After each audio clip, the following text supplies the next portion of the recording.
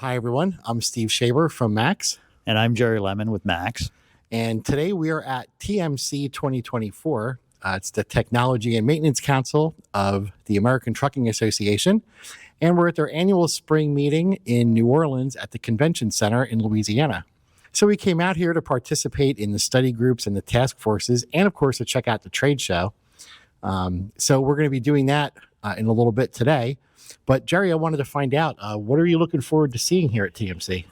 Well, one of the things that I'm really looking forward to seeing is the development of the electric vehicles on the commercial side. So the larger Class 8s, what they're using for their cooling systems, what they're using for the HVAC and battery thermal management systems will be interesting. Mm-hmm. We also want to see, we've got some of our association members here. We want to see what they're displaying and talk with them about their products. And then just see what's new in the marketplace for the AC side of our industry. Right, we're expecting to see companies like Bosch, Robinair has a booth at the show. Yeah, and also Texas here. Yeah, and maybe we'll talk to some people that we think should be members of our association and maybe encourage them to join us. Well, there's always that angle too, right? We're always looking to find new members as we walk the show. And then just discuss with people what's going on in our industry, what new things they're seeing, whether it be at the training level or at the technology and component level. And hey, we'll make sure we pass it along to all our members so that we can keep them up to date as well. Right. And I know one of the things that we want to do is start to explore 123.4YF.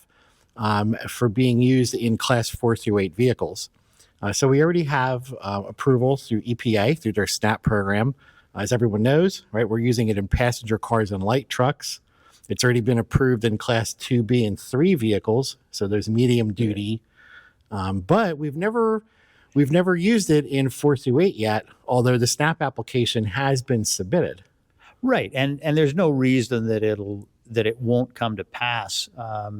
Because that's the way the industry is moving. Already we're starting to see it in Europe in the heavier class vehicles. Right, they're already using it in Europe, just not here yet. Exactly. So it's just basically it's a bureaucratic approval that they've got to go through.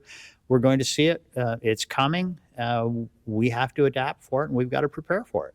Right, and we want to make sure that TMC, the community here, through their recommended practices that are worked on in the task forces and the study groups, we want to make sure that those documents are updated with the information that they need for using YF in those vehicles. Yeah, and any input that we can provide to them to help them develop the programs for their members, I'm sure they'll appreciate it. Right. So, of course, going back to the trade show, we're also looking to see what technology is being used in some of these vehicles.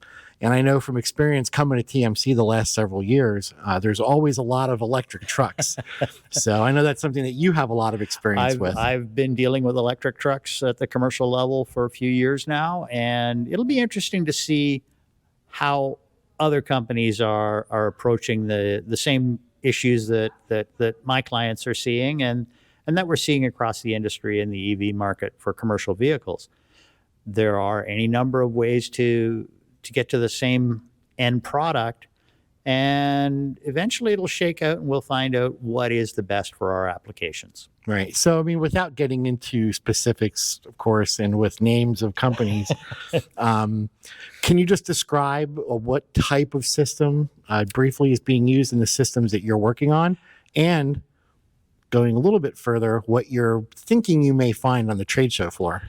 So, my client, specifically in the commercial EV marketplace, I mean, we're using just an electric scroll compressor. We're using standard expansion valve devices.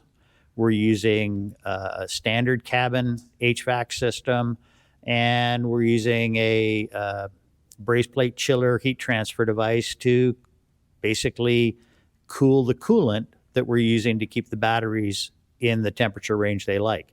There are any number of other ways to get to this same end product, everything from heat pumps to even higher technologies that some of the guys have put forward. So it'll be interesting to see where everybody is in this marketplace.